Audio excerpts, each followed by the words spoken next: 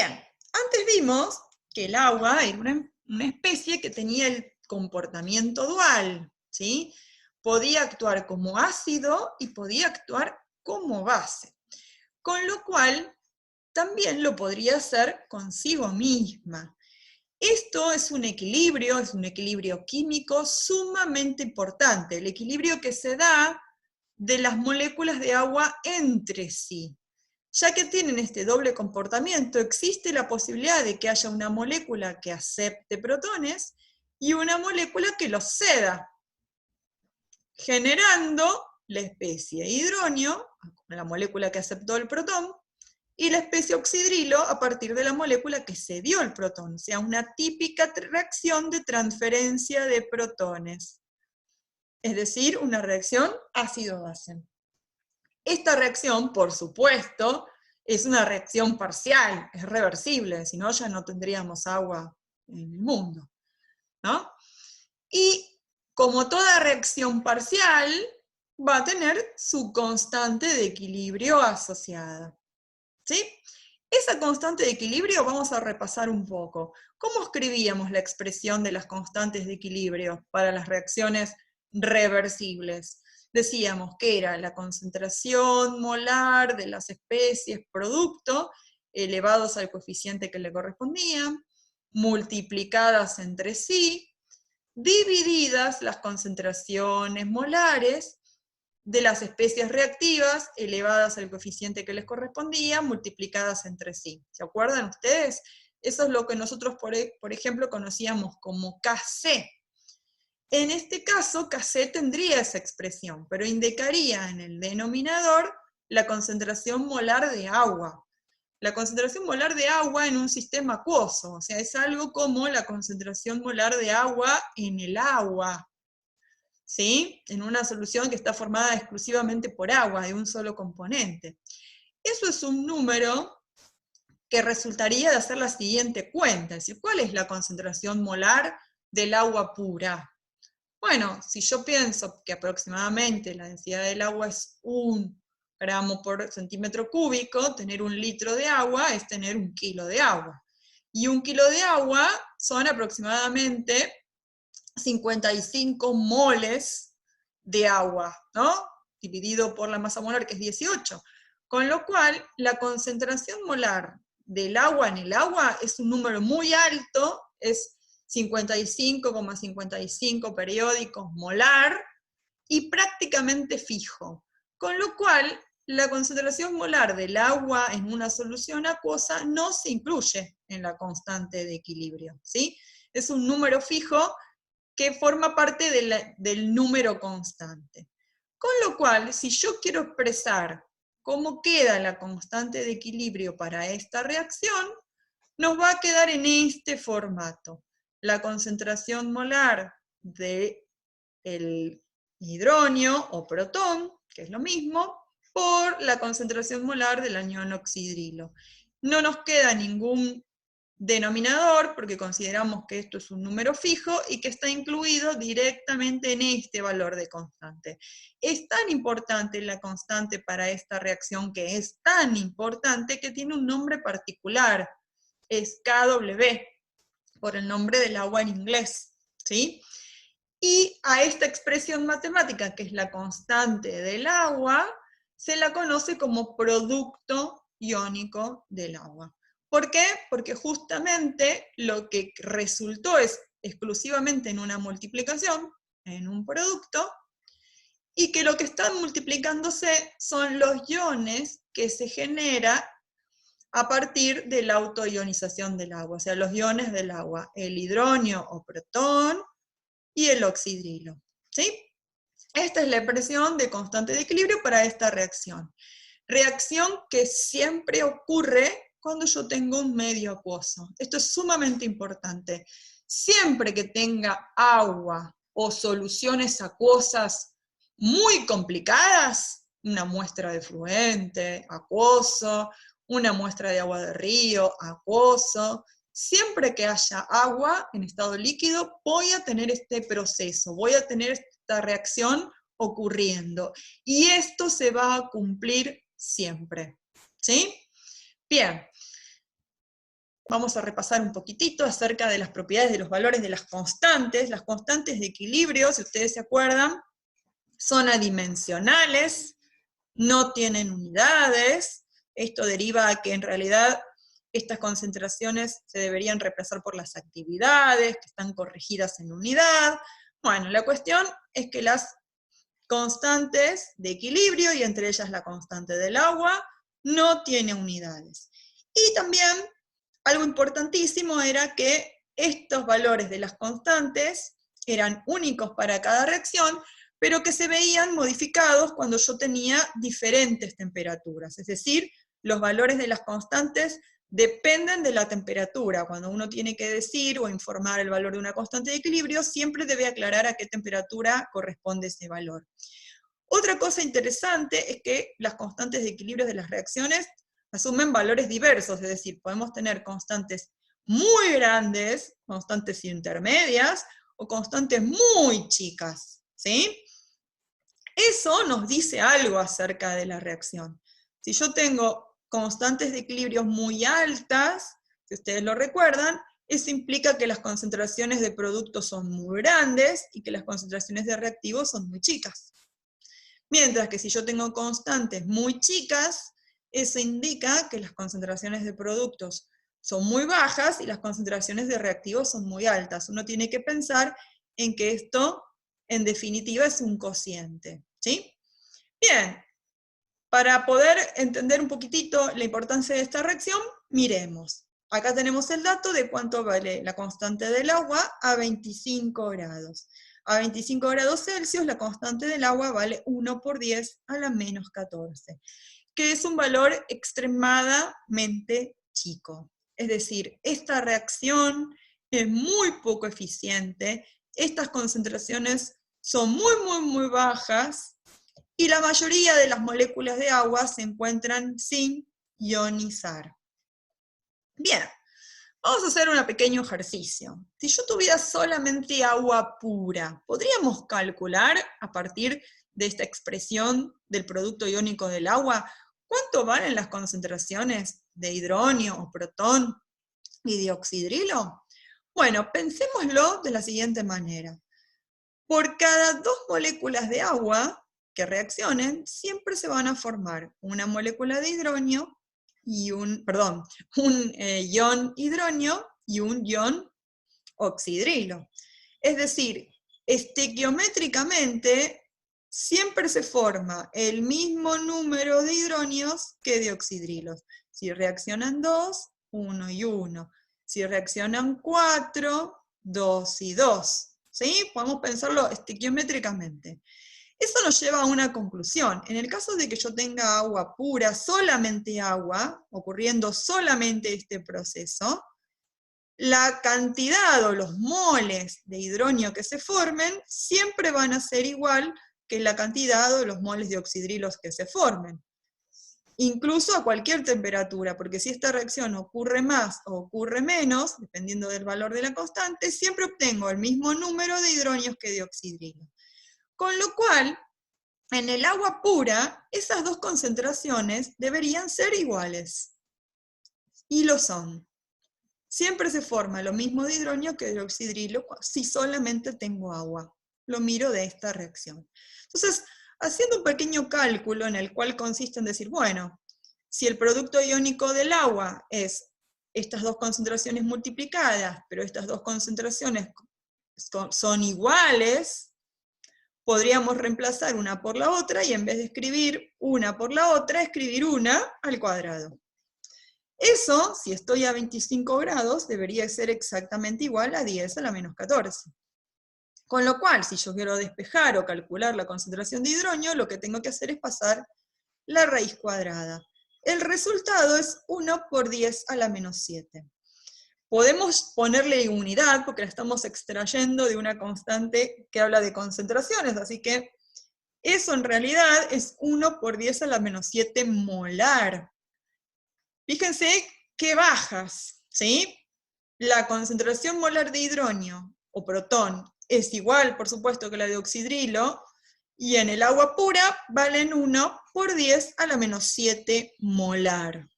lo cual es un número extremadamente bajo. Si yo tengo agua pura, los iones presentes en el agua pura tienen una concentración bajísima, bajísima. Bien, a partir de acá vamos a poner algunas definiciones que van a ser de suma importancia. Por ejemplo, vamos a definir sistemas o medios a partir de comparar estas dos concentraciones tan importantes, la concentración de protones o hidróneos y la concentración de oxidrilos. En el caso de que un sistema o medio resulte que su concentración de protones o hidróneos es igual que la concentración de oxidrilos, vamos a definirlo como sistema neutro. ¿Sí? Si un sistema o medio tiene exactamente la misma concentración de protones y oxidrilos, es un sistema neutro. Un ejemplo que acabamos de ver es el agua pura. El agua pura es un ejemplo de un sistema neutro. No es el único, ¿sí? Yo puedo tener mezclas muy complejas con muchas sustancias disueltas, por ejemplo, y el resultado puede ser un sistema neutro. Sistema neutro es comparar estas dos concentraciones y ver que son iguales. En el caso de que haya una mayor concentración de protones o de hidróneos que de oxidrilos, vamos a definir el sistema como ácido. Y en el caso de que haya mayor concentración de oxidrilos que de protones y hidróneos, el sistema va a ser básico. Recién vimos que para el caso del agua, cuando yo tenía un sistema neutro, si estas dos concentraciones son iguales, como el producto iónico del agua siempre se cumple, no importa si tengo agua pura o un sistema complejo, siempre se cumple.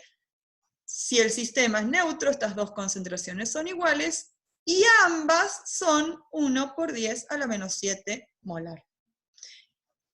Para el caso de que tenga un sistema ácido, voy a tener una mayor concentración de hidróneos, y eso corresponde a valores mayores que 1 por 10 a la menos 7. Eso va a hacer que la concentración de oxidrilos sea menor que ese valor. Lo mismo ocurrirá en el sistema básico. En el sistema básico voy a tener bajas concentraciones, o menores que 10 a la menos 7 para el protón, y mayor que 10 a la menos 7 para el oxidrilo. ¿Por qué se da esto? Volvamos para atrás. Estas dos concentraciones no están aisladas, están relacionadas matemáticamente. Es decir, su multiplicación me da un número fijo. Si hay una concentración que aumenta, la otra concentración, como está multiplicándola, debe bajar para que el producto, la multiplicación, me quede exactamente igual. Es decir, que si yo tengo una alta concentración de oxidrilos, voy a tener una baja concentración de hidróneos y viceversa. Si en un sistema tengo una alta concentración de hidróneos, voy a tener una baja concentración de oxidrilos. Están ligados matemáticamente. Es más, si yo conozco el valor de uno, puedo calcular el valor del otro. No se paso dividiendo y puedo calcular el valor del que le sigue. Muy bien. Si yo quiero definir si un sistema es ácido, o es básico, o es neutro, recién ya vimos que lo que tenemos que hacer es comparar las concentraciones molares del oxidrilo o de los protones o hidróneos. Como esas concentraciones son muy bajas, del orden de a la menos 7, a la menos 6, a la menos 10, resultan números bastante difíciles de interpretar o de mencionar. Por ejemplo, tengo una concentración de protones de 4,5 por 10 a la menos 8. Bueno, es un número engorroso como para mencionar, como para decir. Para lo cual, para simplificar ese valor, se lo traduce a partir de un operador matemático. Ese operador matemático es el famosísimo operador matemático P. El P consiste de dos funciones matemáticas. la función logaritmo en base 10 y la función cambio de signo. Con lo cual vamos a definir pH como el menos logaritmo, operador P, de la concentración de hidronios o de protones. Y también pOH como el menos logaritmo de la concentración de oxidrilos, e incluso podríamos llegar a definir otros P, como por ejemplo el pKw. En el caso de que KW vale 1 por 10 a la menos 14, si estoy a 25 grados, le aplico menos logaritmo a este número, nos quedaría 14. Acá hay que repasar un poco las propiedades de los logaritmos, ¿no? Pero si no, tenemos la calculadora que hace las cuentas por nosotros. Hay que repasar cómo hacer el cálculo del logaritmo y cómo utilizar la tecla cambio de signo. Bien, una propiedad interesante que deriva del producto iónico del agua es que una vez que yo calculo pH o pOH, que nos van a dar números más sencillos de mencionar que las concentraciones molares, podré encontrar que hay una relación entre ellos. Así como hay una relación entre las concentraciones molares de hidronios y oxidrilos, hay una relación entre el pH y el pOH. La podemos deducir rápidamente aplicando menos logaritmo de ambos lados de la igualdad y reemplazando los términos por las definiciones de los operadores. Esta fórmula, que es sumamente sencilla, es sumamente útil también. Si estoy a 25 grados, pKw vale 14. Y el pH y el pOH suman ese número. Con lo cual, acá aparecen una variedad de valores, ¿no? Y además, también aparece la relación matemática que existe entre el pH y el pOH, que por supuesto deberá existir, porque derivan de la relación matemática entre el hidronio y el oxidrilo. Fíjense que en el producto iónico del agua, si una concentración aumenta, otra baja, acá va a pasar lo mismo. Si un pH aumenta, un pOH va a bajar, para que sumen siempre 14. Se cumple esta igualdad. ¿Sí? Acá vamos a tener que tener alguna cuestión y lo vamos a ver mucho en la clase que viene, en donde nos vamos a dedicar a hacer más cálculos de este tema, ¿sí? En el sentido de que por las propiedades de los logaritmos, el operador P espía el exponente. Fíjense, el menos logaritmo de 10 a la menos 14 nos da 14. Con lo cual, mientras más chico sea el valor a cual yo le aplico el operador P, más grande resulta el P. Vamos de nuevo.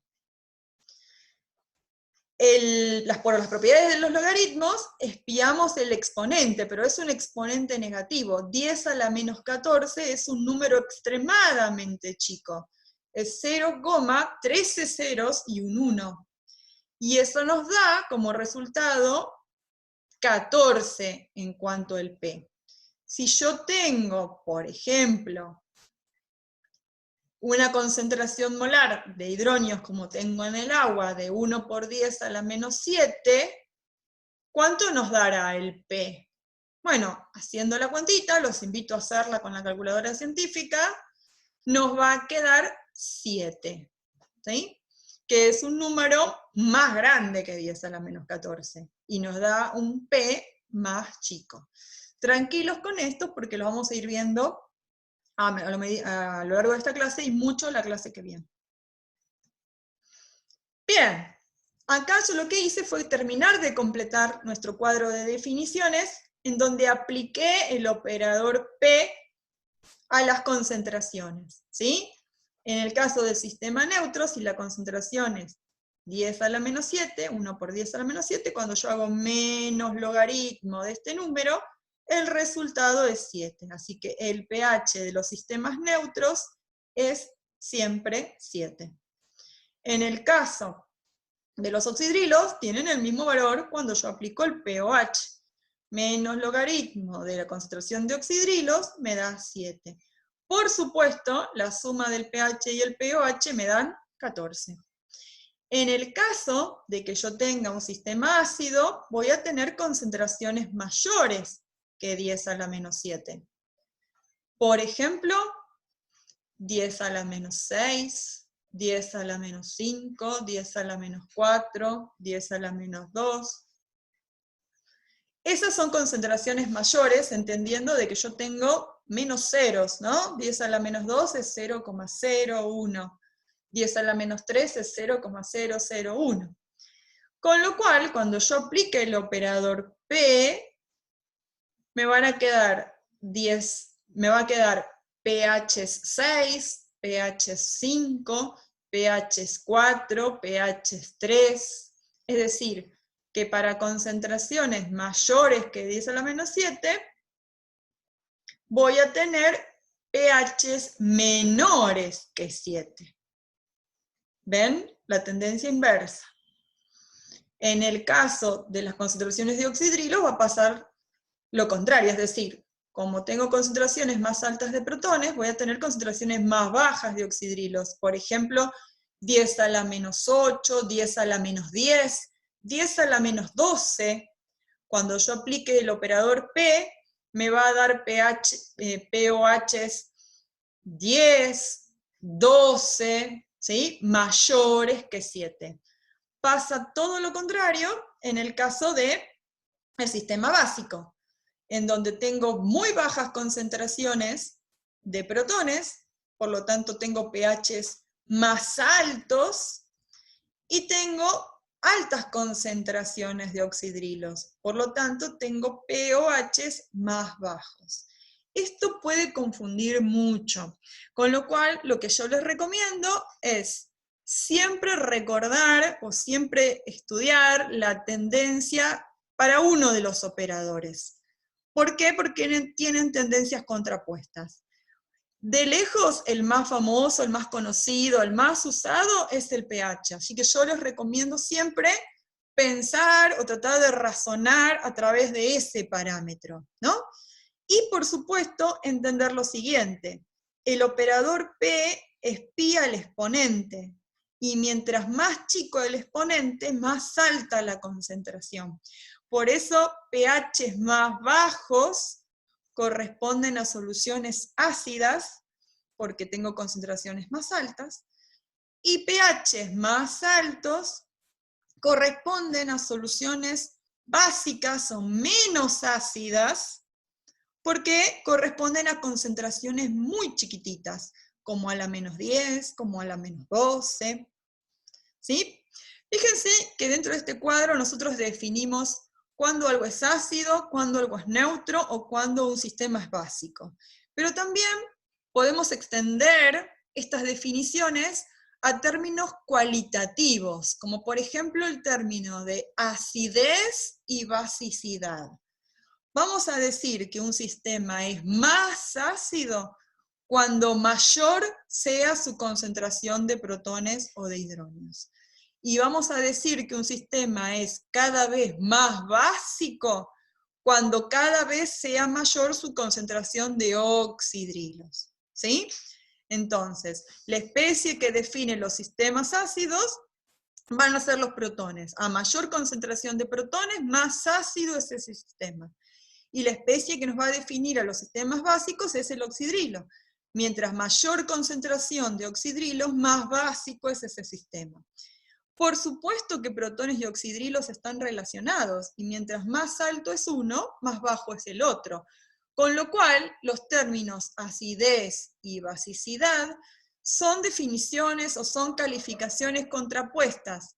Es como decir, qué tan alta o qué tan baja es una persona. Mientras más alta sea, menos baja será. Y lo contrario.